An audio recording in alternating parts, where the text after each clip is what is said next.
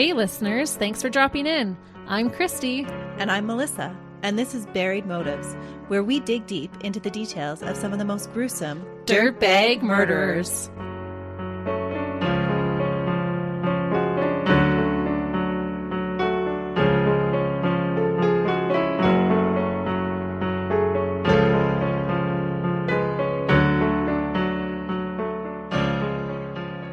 Hey listeners, Welcome back to Buried Motives. we're glad you're joining us today. We are super excited to have you join us because I have a question for you. What is a big life event that is often planned to take place in the summertime? Oh, I've got this one. It's a wedding. You're right. Just a couple weeks ago, I took the kids hiking, and when we were at the top of the mountain, there was this beautiful lake there, and as the kids are playing in the lake, up behind us comes a couple in their wedding clothes. Full-on wedding dress. She hiked up to the top of a mountain to get pictures done. Are you kidding? No, I thought, are you crazy? Maybe she's super fit, but if that were me, my hair would have been falling down, smushed up against my face with sweat, my cheeks would have been red. I was just so impressed at this couple. They hiked all the way up. He carried her like little bag. They had their whole wedding party carrying stuff. Like, it was incredible. I mean, it wasn't a super hard hike, but still, it was a hike. Wow, that is remarkable. It was a wedding to remember, I'm sure, for all of them. Yeah, that's really doing a wedding Canadian style, that's for sure. And in Canada, our peak wedding season is April through August because most couples want to be able to enjoy their special day without the risk of frostbite. That's right. It's only warm during those months here. It's true. Or if you want to have some nice outdoor pictures, which I can imagine that hike would have made it so worth it for that couple when they see their photos later on. Their pictures will be gorgeous. Mm-hmm. I know for me that summer and early fall have consistently been peak times for wedding cake orders. And Murphy's Law, if I take a wedding cake order, it's almost guaranteed to be scorching hot temperatures that weekend. That's so you have to bake the cake in a scorching hot kitchen. Exactly. Baking wedding cake can be an all-day event, and I melt in the heat with no air conditioning. So that's not my favorite, even though I do like making wedding cakes. They are very beautiful. Typically, a wedding should be a time of celebration, a day dedicated to love and new beginnings. Mortality should be the last worry on a new bride and groom's minds as they prepare for one of the best days of their lives. Weddings have a sense of magic about them, but the one we are discussing today quickly went from magic to tragic. Most brides are preoccupied with things like flowers, how she looks, and remembering her vows. The thought of your wedding day being your last day should never enter your mind. Sadly, the victim in today's case would not make it to her own wedding. She would be murdered just hours before it was scheduled to start. There isn't a lot known about the upbringing of today's dirtbag, but we don't really need to know what he was like as a kid. He had clear motives for doing what he did, none of which can be explained by childhood abuse or trauma.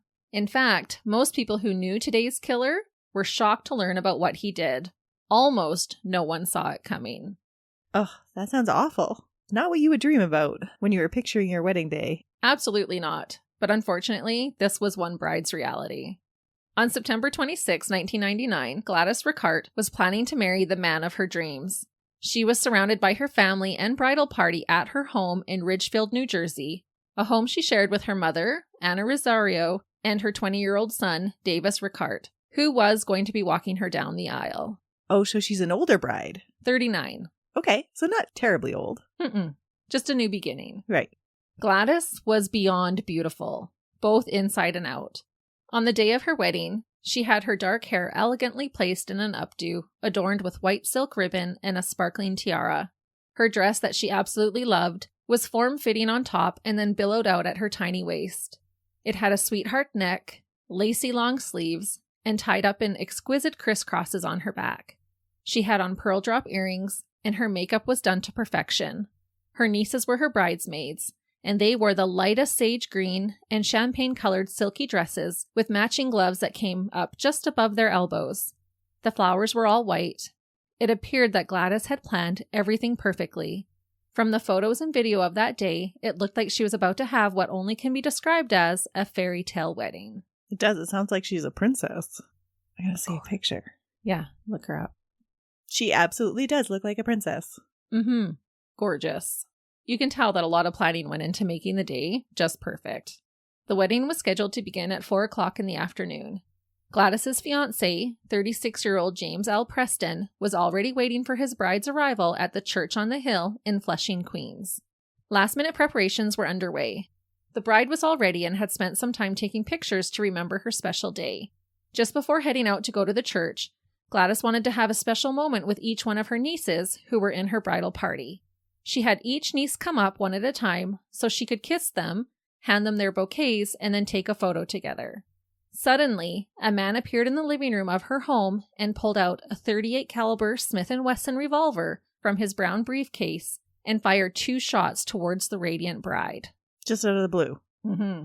Gladys's older brother Juan was in the room and quickly lunged at the gunman, but the gunman was able to push him off and continued to fire 2 more shots towards Gladys, causing her to fall down over the couch. The shooter managed to get even closer to his target and shot her one last time, making it a total of 5 shots fired. That is a lot of rage. It was. And can you just imagine the scene? Against her white dress, all of the blood? It would have been shocking. Oh. Juan was able to tackle the perpetrator to the ground when he attempted to reload the gun. What? He wasn't done yet? No. This sick dirtbag was clearly not done yet and had intentions of doing even more damage. Like shooting her again or shooting more people? I think more people. 3 of the shots fired did hit Gladys. The initial 2 shots were believed to have hit Gladys. One hit the top of her right arm, and the other one entered her back, I assume as she turned to run away. The final shot was fired from a much closer range and entered her head behind her right ear, killing her instantly. Ugh. The room was filled with her family and loved ones. Everyone ran for cover, but all would ultimately see the devastating aftermath of this brutal attack. Later, during the trial, the jury members would also see exactly what happened, because the videographer who was hired to capture the entire day of the wedding got it all on tape. He didn't duck and cover? He did, but it took a while for him to realize what was happening. So you can see when she's getting those first couple of shots fired at her. Oh. I watched an edited version of this video, and I honestly got goosebumps while watching it. You can see the happy expression on the bridesmaids' faces change to shock and horror. Gladys turns around and looks her killer in the eyes. She immediately turns to run for her life. The camera gets shaky, and you can hear blood-curdling screams. At one point in the video, you can see a bridesmaid's leg slide across the floor as she lunges for safety, leaving her satin shoe behind as it falls off her foot and is left on the floor. September 26, 1999 should have been the best day of Gladys's life. Instead, it was her last. I will go into a little bit more detail about this day, but first, let's look at how we got here and what led up to this chilling day and horrific murder. Where's her son in all this? He was right there. He witnessed it all? Mm-hmm. Oh. Yeah, I can't even imagine what they all went through watching this happen. It would be so traumatizing. Mm-hmm. Gladys was born on October 15th, 1960, in the Dominican Republic. In 1983, at the age of 23, she moved to the U.S. She lived in the Bronx with her sister and attended Lehman College, where she studied accounting. Later, she moved with her son to Ridgefield, which is in Bergen County, New Jersey. One source said that when she first moved to America, she had to leave her son until she could earn enough money to have him join her. That would have been so difficult. Really hard. But she was not afraid of hard work and worked as a cleaner to make this happen. So I don't believe she was without him for very long. By 1989, Gladys became the supervisor of an accounting department for a travel agency in Midtown Manhattan. Gladys was described by her loved ones as loving to sing and dance. She loved dancing so much that she took salsa dance lessons. She was kind and vivacious and adored by those who knew her. She had grown up poor in the Dominican Republic, but people said that growing up that way just made her more determined to work hard for her accomplishments. She sounds incredible. She really was. She had her life together. One fateful day, Gladys met a man while on the New York subway who, unbeknownst to her, would ultimately end her life just years later. They met in 1992 when she was 32 and he was aged 40. This heinous man was named Agustin Garcia. He was also born in the Dominican Republic. His birth date was March 21st, 1952, making him close to 9 years Gladys's senior. He too moved to the U.S., but had moved years prior to Gladys, when he was an impoverished teenager. As I mentioned, there is not a lot known about his childhood, but that information is really not needed. A clear enough picture is painted of him in his adulthood that will help give us clarity on why he turned out to be a dirtbag who was essentially a wolf in sheep's clothing.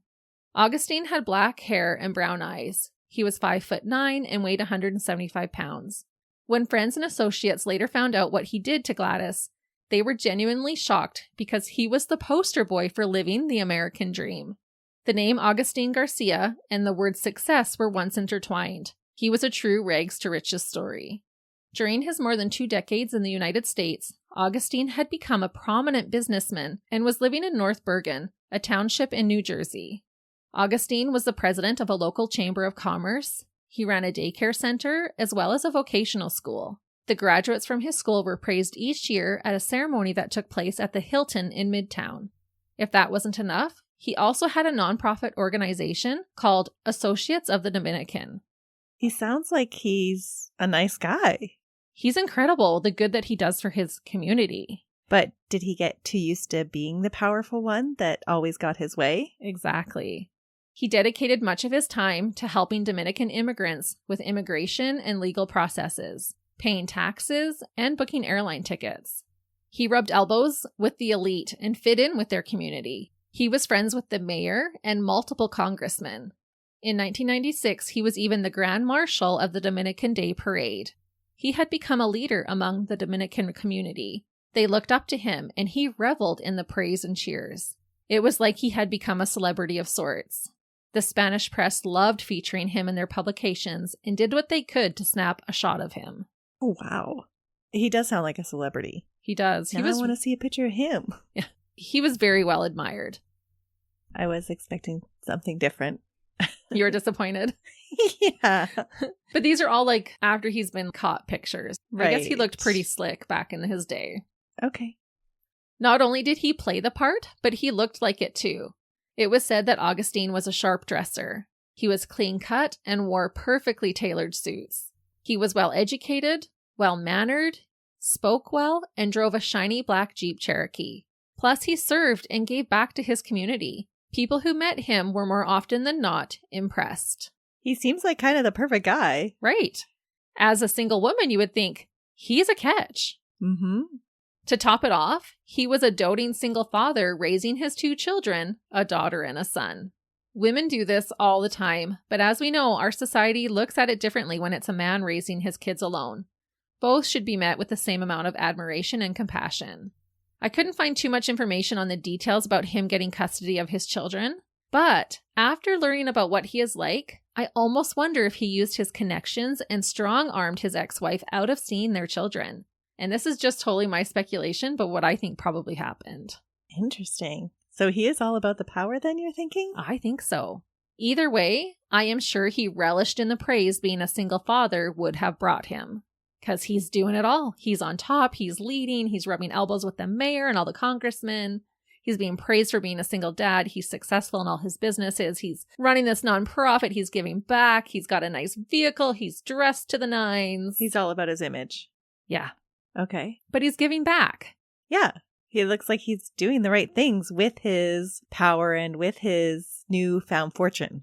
Exactly. No red flags at the beginning. Not from the outside looking in. The president of the National Supermarket Association said, quote, "When I first met Augustin, I thought, finally, we have a first-class guy who can lead the Dominican community. He was smart, articulate, and full of great ideas." Understandably, Gladys fell for Augustin's charm, self-confidence, and killer smile. He let her see what he wanted her to see. It would take some time before she would get a glimpse of his other side. The side that was controlling, competitive, selfish, self-centered, stubborn, and wanting all eyes on him. It is interesting, those characteristics that actually propel somebody forward to be successful can be so negative at the same time. It's really true. It can be multifaceted, isn't it? Mm-hmm. One thing Augustin could not handle was the appearance of failure in his life. Moises Perez said about Augustin, quote, "When he shook your hand, he tried to squeeze it to the bone, letting you know he was powerful, that he was important, strong, and dominant." That is such a intimidation display. It really can be, But when I read that too, I don't know, I prefer a nice strong handshake compared to a limp one. But a firm handshake is very different than somebody like trying to squeeze your hand off just so they can see if they're going to get a reaction out of you. Yeah, it needs to be firm, but not bone crushing. Right. Moises Perez continued to say, quote, "In retrospect, it was a reflection of low self-esteem," which I thought was really insightful. Mm-hmm. Perhaps because he had struggled so hard to get where he was in life, and because many people viewed him almost like a superhero, he could have felt this immense sense of pressure to keep up the facade. I can see that. It's a long way to fall when you're up top. And when you're feeling on top of the world, it feels like everyone else is trying to claw their way up there to topple you so that they can take your position. Exactly. Yeah, he would have felt like he had something to defend. Mm-hmm. Why couldn't he just been a good guy? Why can't this just be who he was? Well, he probably did start out as a good guy. He did. Genuinely did. In the beginning of their relationship, Gladys and Augustine were Twitter-pated. They were both successful, but Augustine introduced Gladys to what would be viewed as high society. He loved to take her to events and showed her off like a prize, even referring to her as his wife when he would introduce her to others, although they were not ever married. She is beautiful, so I can see how that would stroke his ego. Oh yeah, she would have been one of the most beautiful women in the room every single time. Mm-hmm. After a year of dating, the couple decided to take their relationship one step further. Gladys and her son Davis moved in with Augustine and his 2 children in their North Bergen home in 1993. This arrangement would only last about 2 years. It was said that Augustine and his kids treated Davis like an outsider. And so although Gladys and Augustine stayed together, they felt it best if Gladys and Davis moved out. It was causing just too much contention. So how is there ever going to be a future for that relationship then? Right. But living together was not working out. I find it interesting that they continued the relationship after finding that out. Maybe they were thinking Davis is getting close to adulthood, so maybe after Davis moves out and is out on his own, maybe then they were making plans. But even though when your kids leave your house, they're still part of your family and you still have to get along with everybody. Oh, for sure. Yeah, I was surprised too, because a lot of people would have just ended the relationship at that point. Yeah. For me, my kids would be a part of the relationship. A package deal. Mm-hmm. Not to shame Gladys, but she did stay with him. It would be hard to say no to him, though, at the same time. And by then, they've been together at least 3 years by now. Maybe they thought everybody would mature more with time. Right. Because even if you think of living with your siblings as a child as compared to getting together with them as an adult, it's a whole different situation. It is. In 1995, Gladys purchased a house in Richfield, New Jersey. I believe the same house that Augustine would later gun her down in. Eventually, Gladys began to see her long-term boyfriend's true colors. He started to become controlling and possessive and had violent outbursts. Like temper tantrums? Exactly like temper tantrums. Gladys's sister, Norma Rosario, would later say that Gladys told her that after a fight, Augustine pulled a gun out and pointed it at her. Allegedly, he did this a total of 3 times. Gladys was quiet about the growing abuse, but was growing more fearful of him as the days passed. That's taking it to the next level. Oh, big time. And I think because she was so quiet about the abuse, I think there's a lot more that happened that nobody will ever know about. Because it's hard to imagine that you just go from being so sweet and kind to all of a sudden pulling out a gun. That is interesting. I think there had to be some transition going on to get to that point. Right. Finally, after catching Augustine cheating on her for the final time in December of 1998, Gladys ended the relationship. Wait, finally? Like he did it more than once? More than once. That's awful. He's being super possessive of her, but then he's stepping out on her at the same time? Yeah. What a dirtbag. Total dirtbag. He just felt so entitled to everything. Wow. Her knight in shining armor had definitely turned out to be a dirtbag. Augustine had cheated on her before, but this time it was even worse. Augustine told Gladys that he had to work late. So Gladys decided to surprise him by taking him dinner to his office. When she got there, she found him in the act with her best friend. No way. Uh-huh. Oh, that's so cliche. It really is. That is the epitome of every affair in a movie. It's so true. And she's just being so kind, always working late. She's feeling sorry for him. I'll go bring him dinner. And then to have it be the best friend. Both dirtbags. Yeah. And that's just an extra dagger in your heart, because not only then are you breaking up with your significant other, but you're breaking up with your best friend. Who would have been the person to help you through that affair. Right. It would have been so devastating. It really would. And that's when she was finally like, okay, this is it. We are done. Yeah. And she stuck to her word. In true narcissistic abuser fashion, Agustin could not take no for an answer and refused to accept that after so many years together, they were over. He relentlessly begged and pestered her to take him back. Allegedly, he wouldn't even tell people that they had split up. He just refused to believe it. He just pretended like they weren't. Right. Soon after the breakup, Gladys met a man named James Preston. He worked for an internet advertising company. They met at a restaurant and the two immediately hit it off. Gladys knew that she had met her soulmate. It didn't take long for the couple to become engaged. It was only a couple of months, but if you know, I guess you know. Their wedding date was set for Sunday, September 26, 1999. But as you already know, Gladys would never make it to the chapel to marry her dream man. They both were eager to get married as soon as they could and start a family together. In the weeks and months leading up to the murder, Agustin relentlessly stalked and harassed Gladys. Well, it's hard to sell the image that you're still dating a person when they're engaged to somebody else. Right. But I don't know when he found out about the engagement. He followed her, he repeatedly drove by her house, he called her over and over again, and he even went as far as to approach her mother to aggressively ask her to get her daughter to be with him again. What? He was trying everything that he could. And he did know the family well, because they had been together, it was I think right around 7 years. And I can see her mother kind of thinking he is this awesome catch. Oh, and so yeah. maybe he thought he had some clout with her mom. Probably. A few weeks before her wedding day, Agustin threw rocks at her window until he broke it, and then attempted to break into her home. Well, that's just normal romantic movie gesture, isn't it? To throw rocks at somebody's bedroom window? But not to break the window and try to break into the house. This was apparently when he discovered James inside Gladys's home. Oh, so now the tables are reversed. She walked in on him at the office, and now he's getting the same treatment back. Right, except they're broken up now and she's doing nothing wrong. Right, it's not the same scenario, but I can envision from his point of view, that's what he's walking into. Oh yeah, he would have felt that she was being unfaithful. Right. Yeah. And I think maybe he was just throwing the rocks and then discovered that James was inside, and maybe it escalated to breaking the window. During this incident, Gladys called 911, but she never pressed charges or took out a restraining order on her ex-partner. Do you think it would have made a difference? I don't know. It was said that Gladys feared that if she did file a report, it would only anger him further and make things worse for her. Gladys continued to keep what was happening mostly a secret. Some believed that she was embarrassed to be in this type of situation. Learning this was so heartbreaking. Agustin was such an intimidating dirtbag that he prevented Gladys from reaching out for help when she truly needed it.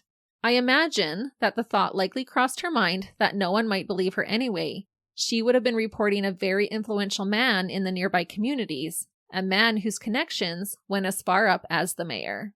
You can see how that would be intimidating.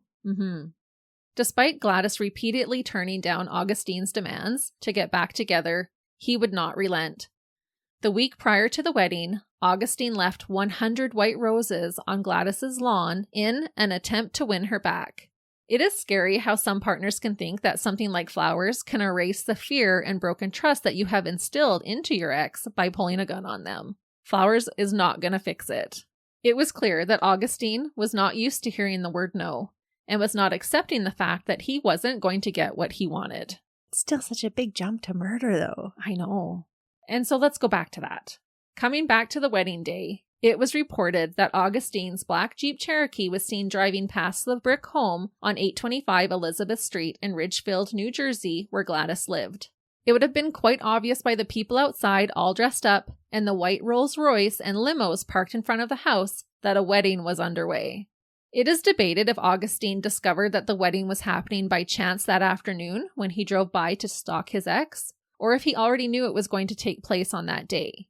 He would later claim that he realized what was happening when he entered the house and that it made him temporarily insane. But personally, I'm not convinced. He carried a gun and ammunition, but he had no plan to use it? Right. And this is the part that can't be debated, is that after driving past the home, he returned about an hour later. So I don't know if he drove past the house, realized there was a wedding, went and got the gun and came back. Right. Or if he was heading over there because he knew it was the wedding day. So he may not have found out until he drove by. Okay. It's hard to believe, though. I mean, people talk about their wedding. People talk about going to a wedding. And so somewhere in the community, because it sounds like it's a fairly close-knit community, that somebody would know something and word would get to him. You would think so. But I did find it peculiar that he drove by and then it was an hour later that he came back. Right. This time he parked and walked up to the house. He was wearing one of his fancy suits, and so if you didn't know him, he would look like he was ready to take part in the wedding festivities. 4 men, including 2 of the groomsmen, were standing outside of the residence and were able to testify that they had seen Agustin drive by, then return and approach the house. And did they know who he was? Some of them did. Okay. And because some of them did, one of the men ran into the house to warn everyone inside that Agustin was there. Juan, Gladys's brother, immediately went outside to confront Agustin before he went into the house. Her brother's going to protect her. Right. Juan walked up to the black Jeep and asked his sister's ex what he was looking for. Agustin claimed that he was invited and just wanted to congratulate Gladys. He then began quickly walking up to the house. Is Juan going to let him? Well, obviously lets him. But she didn't talk about it, so I don't think all of her family knew about the behaviors that were taking place. She was keeping this hush-hush. Oh. Very few knew about the abuse. So they didn't understand what a big threat it was. Right. Agustin, followed closely by Juan, walked up to the front door and tried to open it, but it had been locked. Juan noticed the briefcase hanging on Agustin's shoulder and tried to grab it, but Agustin was able to elbow him off. Agustin would later say that at this point in time, he was struck by Juan, but Juan would deny hitting him, which would be corroborated by others at the scene. Agustin continued to knock until someone did open the door. Agustin walked in, with Juan still right behind him. It was clear by the video that no one had told Gladys that her ex was there. I'm thinking it likely happened so fast, and no one wanted to upset her on her special day. Yeah, I agree. They're probably trying to keep it special for her and take care of it themselves. Right. Also, because Gladys had kept the stalking and abuse mainly to herself, a lot of the people inside the house would have had no idea that he was terrorizing her. They would have just known that he was her ex. And even that's a little unusual. It is, but not unheard of. Right. Once inside the house, this piece of garbage headed straight for the living room. Inside the room was Gladys, dressed in white, sharing a special moment with her nieces. The room was full of loved ones and family members, including children. But that didn't stop this dirtbag from reaching into his briefcase, pulling out his gun, and open firing on the woman he claimed he couldn't live without. After Juan was able to wrestle Agustin to the ground and get the gun away from him, he held him at gunpoint until police arrived at the scene. Good for him. Yes, but I thought how horrific for a brother to go through this, keeping focused on the man who just murdered his sister right in front of him, while screams and chaos would have been unfolding all around him. If anyone could have used the temporary insanity plea for murder, it would have been Juan. But he did the right thing, so my heart really goes out to him. That is pretty incredible, because you can just imagine, even after the adrenaline, after just having a fight with this man, that the ability to control that and not shoot him after seeing what he just did to your sister, that's pretty incredible. Like you said, his sister would have been right there, blood on her bright white dress. Yeah. And sometimes we just don't think about those kinds of things when we're thinking about a case. It would have taken so much control. My hat goes off to him. The neighbor, Janet Donnelly, said that she had seen Gladys posing for pictures in the front lawn earlier.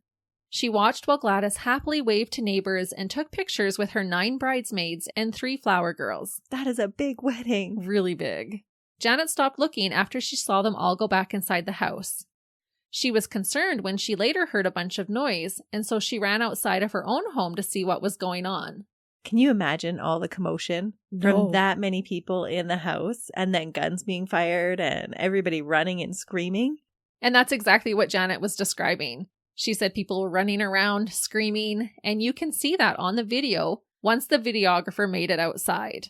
She also said that Anna, the mother of the bride, collapsed right in the middle of the street from what she had just witnessed. She had heart issues and had to be medicated. That would have been so devastating to see your child gunned down like that. Oh, the worst. Can you imagine how traumatic this was for everyone? Not only did you see your loved one be murdered, but you couldn't even run to them. You had to run for your own safety. Augustin was trying to reload his gun, and I believe he was going to shoot more people that day. It was said that people ran everywhere, outside, into the basement, and even some hidden closets.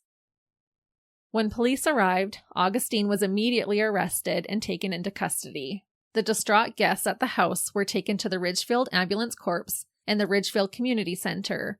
There, they had to be interviewed by the local police. The victim's home had to be processed, and it would take hours until her body was carried out of the house. The white Rolls-Royce was still parked in front of the house, waiting to take her to the chapel. Oh, that would have been a sight. News of Gladys's murder shocked everyone who heard it. Bail was set at $5 million, and a murder trial was scheduled. What might have been more shocking is what some of Augustin's friends and associates said about his arrest. I'm not going to mention their names because who wants to be associated with this guy? One person said, quote, "I'm shocked and very depressed. I believe everyone who knows him here feels that way. He's a decent, hardworking, honest man." Another said, quote, "He is a hardworking, amicable guy with lots of energy. There was no indication he had any personal problems or that he would react violently like this." One of the councilmen who represented Washington Heights said, quote, "Not only are we mourning the tragic death of this young woman, but all the good that Agustin Garcia ever did has been wiped out." It would feel that way. It would. Another political figure said, quote, "The worst thing is that we just can't explain this. We thought he was such a strong character, that he had everything under control. I guess he had a side he didn't show the world." He was two-faced. Yes. These statements are understandable, but this next statement makes me want to throw up in my mouth, which made me want to include their name, but I'm hoping that they were just in a state of shock when they said what they did. This person, in connection to his nonprofit, said, quote, "I feel bad for this woman, but I am crying for Garcia." What? Yeah. I feel bad for this woman, but basically my heart is breaking for him. Because they lost their idol, maybe? Maybe, but you don't feel bad for the woman and cry over the murderer. Sorry, no. Return to sender. Right. Maybe he meant something more along the lines of what the other guy was saying, like, we're saddened and it seems to erase all the good he did. I don't know. It rubbed me the wrong way. It's not sitting with you right. No. I can see your point. Because the way that they said it was like, what happened to her was bad, but it's even worse for him. Yeah, right? right. Yeah. Yeah. No, sorry. So were they referring to him being put in jail? It was when he got arrested. This was one of the statements that they made. Okay. Or for the loss of legacy. I don't know. It shouldn't have been either. Yeah. It's not both in this one. I didn't like that statement. Maybe I'm taking it out of context. It seems a little off. Yeah, I hope this person has reevaluated how they feel about it. Despite having many people in his corner who could not believe he could harm a fly, there were a very select few who felt something wasn't right with him. A prominent Dominican businessman told of when he was supposed to attend an awards ceremony to accept an award, that when Augustin learned that this businessman could not attend the ceremony, he withdrew the award and told him that he no longer deserved it. What? So he just wouldn't give him the award? No. He's like, well, if you can't even make it to the ceremony, you don't deserve this award. I'm withdrawing it. Seems petty. Yeah. And like on your high horse. Yeah. President of the New York Federation of Taxi Drivers said, quote, "I found him very impulsive and very strange. I thought of him as someone who wanted power, and if he didn't have it, it would aggravate and frustrate him tremendously." That seems like a really accurate statement. It really does. Others described him simply as the guy who didn't like to lose. And I think this was honestly why he killed Gladys. If he would withdraw an award for just not being able to attend a ceremony, it fits that he would murder a woman who rejected him. If they were breaking up, it would have needed to be his decision and on his terms. And it totally wasn't. Gladys called all the shots in that breakup. Exactly. During the 3-week trial, 47-year-old Augustin didn't deny shooting his ex-girlfriend. He couldn't. It was on tape. However, he pled not guilty and claimed that he was acting in self-defense and was experiencing temporary insanity. Self-defense from who? Where was she packing her gun? It's bizarre what he says, and I'll tell you right away. His team argued that suddenly seeing his long-term girlfriend about to marry someone else induced a temporary mental illness called acute adjustment disorder. They claimed that this disorder made it impossible for Agustin to control himself. His lawyers argued that Agustin had driven past the house that day and saw that there was some sort of celebration. They said that he assumed that Gladys was throwing a party for her mother, and his feelings were hurt that he wasn't invited, and so he drove back to confront her. His lawyer said, quote, "He just happened to stop by her house and saw all the limos outside. He was shocked." And I thought, how many people throw parties and rent luxury vehicles to sit out front? Again, I'm not buying it. Yeah, that seems like a interesting story. The defense then put forth the idea that once inside the home, that their client was attacked by the victim's brother and adult son, and so he shot out of self-defense. Right at Gladys. Right. He said that as they were wrestling on the ground, he pulled out his gun to defend himself, and it accidentally went off. The gun was already out of his hand. He had already shot her twice. It's true. The video footage does not lie. He said Juan yelled at him 3 times that he had killed his sister, and he replied to Juan that he wanted to kill himself. It clearly was not self-defense. Yeah. You can see in the video, he walks in, you can see his hand raise up with the gun in the corner of the frame. He starts shooting, and that's when Juan tackles him. And at any point, did he turn the gun on himself at all? No, of course not. He was just trying to reload, to shoot more. Had he ever expressed any suicidal thoughts? No. Oh. It wasn't even self-defense. Because in fact, after Juan tackled him, he rolls Juan off of him, fires 2 more shots, and then gets closer and kills her. That's not self-defense. No. Fernando Oliver, the defense lawyer, said that shots were discharged and Mrs. Ricart was mortally wounded. He continued to say, quote, "I don't know how they were discharged, but when the facts come out, we will see who the real victim is." What? What a slimy lawyer. Oh, it's so hard. Gross. I don't know how they come up with these defenses and arguments for dirtbags. Yeah, we'll see who the real victim is? Shame on you. What made them think that Agustin was the victim? Oh, because Juan and Davis apparently attacked him and he was just pulling out his gun to defend himself and Gladys accidentally got shot. So it was actually Juan and Davis's fault. But that's a blatant lie because the video shows something completely different. So how are they even going to think that's going to fly as a defense? Oh, they try to say that the video was edited and... Oh, okay. Yeah. He is a crybaby about everything. Okay. Does he go through lots of appeals then? So many. Because he's got the money and he's a crybaby. Yeah, so many. I found more appeal documents than I did original court documents. Wow. Way more. He has little temper tantrums all the time. The prosecution painted a different picture of a man storming into a home and open firing into a room full of adults and children. They said, quote, "This was a person who was out to kill the victim." And I agree. Well, that's what it sounds like you've described on the videotape. Yeah. Being the lowlife that he is, Agustin also used his defense team and the media to try and tarnish the reputation of the woman that he had just gunned down in cold blood. Oh, that always rubs me the wrong way. It really does. Present your defense, but you don't have to drag the victim through the dirt. Yeah. And he had an advantage over her that way because he was the media's little sweetheart. Right. He claimed that they were still carrying on a relationship. He said they had sex just 3 days before the wedding. He also told everyone that he and Gladys were together and had gone shopping in the early morning hours on her wedding day. What? Now, video surveillance did prove that they were seen walking into and out of a store together. Huh? The video was played in court. It shows the 2 of them entering a 24-hour Pathmark supermarket in North Bergen at 1:20 a.m. In the morning? Yes. Agustin had his arm around Gladys.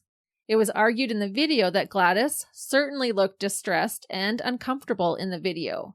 No one believed the claim of an affair. Gladys was head over heels in love with her fiancé, James. Josephine Fernando, Gladys's maid of honor, testified that she stayed the night before the wedding at Gladys's house, and that Gladys did go to the store around midnight or so to purchase a few last-minute things. Could it have been that he was stalking her and followed her to the store and then used intimidation to make her shop with him? She was terrified of him. She had expressed to Josephine that she didn't want her ex to even know about the wedding. That's interesting. Mm-hmm. So how does he claim then he just found out about it if he saw her the night before? Right. And it wasn't even a planned thing for her to go to the store. Like, oh, I have to go out at midnight. It was, I believe some family had come in from the Dominican Republic. They needed something. And she's like, oh, I'll run to the store for you and get what you need. Like maybe they forgot a toothbrush. I'm not sure what it was. Right. But she was like, no, you stay. I'll run out and get it for you. Being the sweetheart that she is. Exactly. And I think he was stalking her because this is what he was doing relentlessly. I think he followed her to the store and then was using his intimidation to walk around and shop with her because people said when they watched the video, it was clear she did not want him near her. Oh, I can just envision his little creepy ways of like, hey, fancy meeting you here, throwing his arm around her and holding her there so she can't get out of his embrace. Right. Ugh. And he had already pulled a gun on her multiple times and she was afraid of him. She did not want to upset him. So she just kind of went along with it. Interesting. And then it was really a dirtbag thing of him to try and use that to prove that they were having an affair. To come up with that idea. Yeah. Was there any other evidence that they were having an affair? None. Yeah. And I do not believe for one moment that they were. This point was emphasized throughout the trial by the prosecution, how Gladys was fearful of Augustine finding out about her wedding. And I wonder if that is why her and James had such a short engagement. Right. Davis, Gladys's son, testified that no one had pushed, struck, held, or assaulted Augustine in any way to make him believe that he had to act out in self-defense. One member of the wedding party said that there was pushing and shoving, but nobody had struck anyone. It's probably more chest bumping. Yeah. Gladys's family felt outraged by Augustine's claims and how the media reports were running with it, tarnishing her character. That would be so hard for the family. Yeah. Not only are you dealing with grief, but then to have so much anger against the media channels because then they're degrading their loved one. Yeah, that would just be salt in their wound, really. It really would be. Gladys's second cousin, Denise Martinez, spoke to the press. It was too painful for the would-be groom, James Preston, and Gladys's mother, Anna Rosario, to speak about it. James could not bring himself to talk about it at all, but stood with the family. Talking about the press and the trial, Denise said, quote, "We need to tell them the truth. They want to dishonor her in order to defend this scoundrel." While Denise was speaking, Gladys's sister, who was visibly distraught, said to her cousin, quote, Tell them! He threatened her with a gun 3 times. He went to her house and he broke her window. Tell them! She spoke to him out of fear. She was scared of him." About the defense using self-defense as their claim of innocence, Norma Rosario, Gladys's sister, said about Augustine, quote, "He didn't say a word. He just walked in and started shooting. If we didn't fight him, he would have killed the whole family. 1 bullet even passed by one of my daughters." She also stated about Gladys's and Augustine's relationship, quote, "I told her to leave him. He tricked me. We treated him like family. Then we found out that he was a devil dressed up like a gentleman."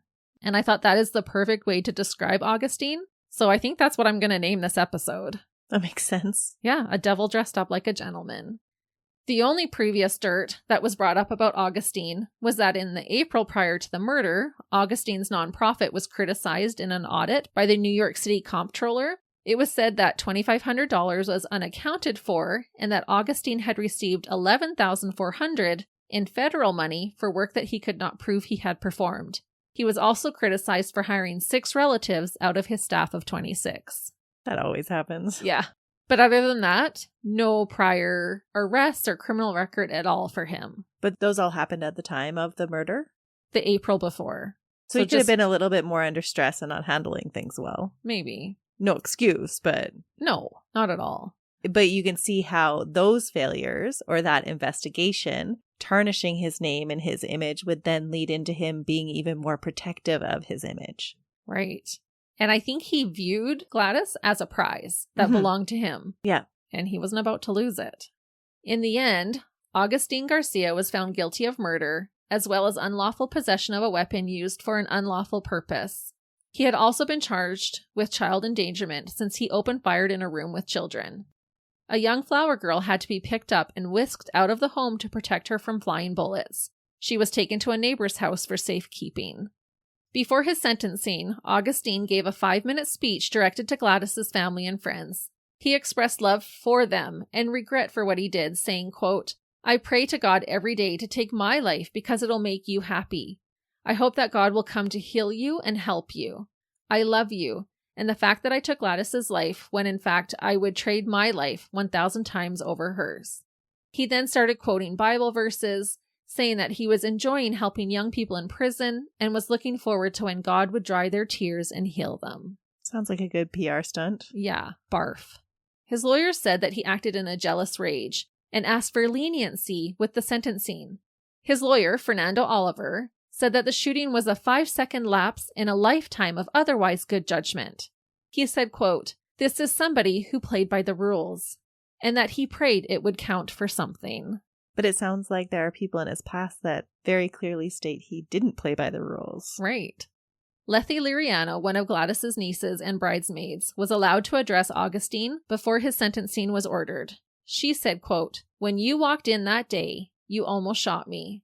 She spoke about the mental and emotional toll his actions took on Gladys's family. Apparently, one of the teenage nephews even had night terrors over the ordeal. I don't know how you couldn't. No.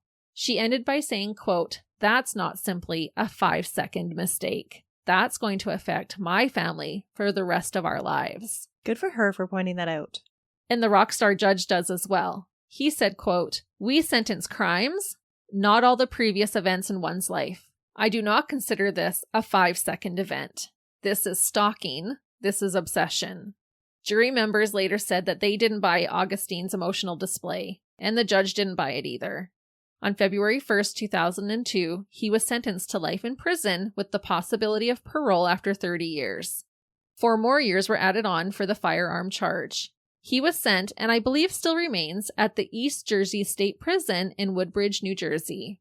Judge William C. Mahan called the murder a horrendous event and said about Gladys, quote, "This should have been one of the happiest days of her life. Instead, it was the last day of her life." The prosecutor stated he was particularly satisfied with the ruling because of how the defense tried to blame the victim. A few very quick updates before I end.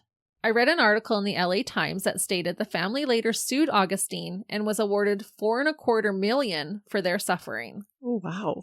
But really, he was quite wealthy. Yeah, I'm not sure how much he actually had of that to pay, but I believe they would have got some because he was pretty successful in life that way. All of his appeals would have eaten up a large chunk of his money, though, too. Maybe. I couldn't find anything that said what the actual payout was. A wake to celebrate Gladys's life took place in Upper Manhattan, but her body was flown back to the Dominican Republic and was buried there. She was laid to rest in her wedding dress and veil because she had made such a big deal about how much she loved her wedding dress. It was just so special to her. Yeah. That's chilling. It is. She was 39 years old. The oh-so-sorry dirtbag, Agustin, has filed more appeals than I could count and has tried to bring civil suits against the prison and its staff. You seem real sorry there, mister. I decided to not even give him the satisfaction of bringing up his lengthy concerns and pretend injustices. To commemorate Gladys Ricart's life, an annual event was created in her honor, and I thought this was really cool. It is called the Gladys Ricart and Victims of Domestic Violence Memorial Walk. The walk raises money and awareness each year for victims of domestic violence. Women dress in wedding gowns or in all white to participate. They ask men to show their solidarity by dressing in all black. Looking up past ones, it appears that it takes place on September 26th, the anniversary of Gladys's death. Last year was the 22nd year for it to take place. A virtual one was even held during COVID lockdown. People walk carrying photos of Gladys as well as their own loved ones affected by similar crimes. And actress Salma Hayek has even been known to participate in this event. That is quite incredible. It really is. I was really touched by the photos of all these women dressed in wedding dresses doing this walk to support women of domestic violence. So if you live in the area, I think it would be a wonderful thing to participate in and help raise money for this important cause. That's another reason to get squeezed back into your wedding dress. Yeah. Or if you don't, like I wouldn't, you go to a thrift store and buy a new one. I can see just how fun that event would be, though. And what a great way to celebrate her life. Yeah, I felt like it was a really beautiful way of women helping women.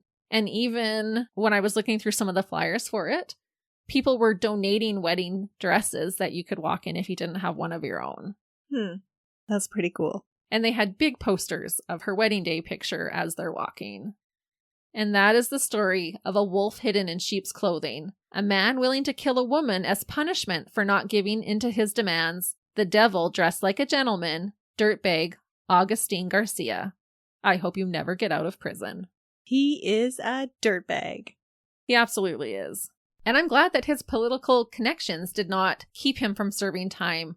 And I hope that when he comes up for parole, it's deny, deny, deny. Exactly. Yeah. Hopefully he has to serve his whole sentence.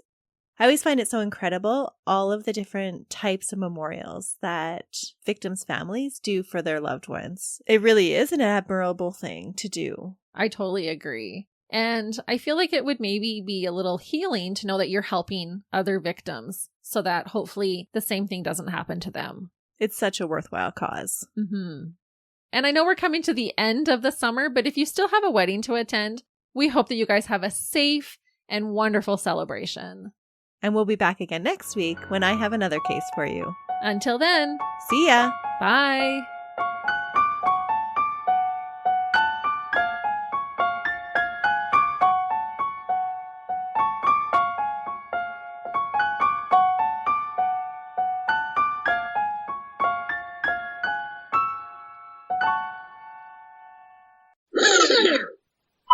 Hey everyone, I'm going to do some clicking. She's a master clicker. Your cloud water? Well, okay. I saw a couple videos where girls had got like spiders in their straws. And I'm like terrified now. So I bought 2 little covers. Because like when we went to my parents, we were out painting and I wanted to take my cup. And I was like, but if I leave it outside, their house is really spidery. Like I'm going to suck up a spider. So I got a cloud and a rainbow. And they both have a little face on them. And you can make fun of me all you want, but I don't care. Okay, Christy. I am a big scaredy cat. We did have a conversation, though, at baseball the other day, whether if you heard a noise, were you somebody that investigated or were you somebody that stayed in bed under the covers? I was definitely in the majority. Of hiding in the covers? Yes. Oh, I could never. Then you're just a sitting duck. Okay, if I was living at your house and I heard a noise in my backyard and all that field, I wouldn't be like, hello? Who's out there? Yes, you would. Oh, man. We got off topic here. I'm going to be the one safe in my bed with my gun release headboard going...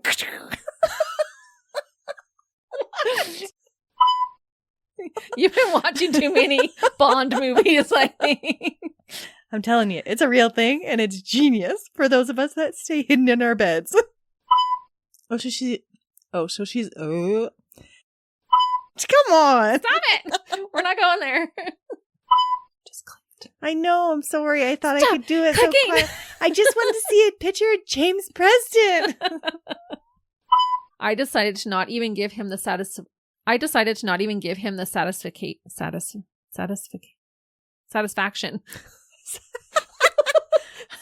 haven't written a satisfaction. I'm like, satisfaction? I was like, we all need a vacation. Oh. I had to look at you for my brain to click.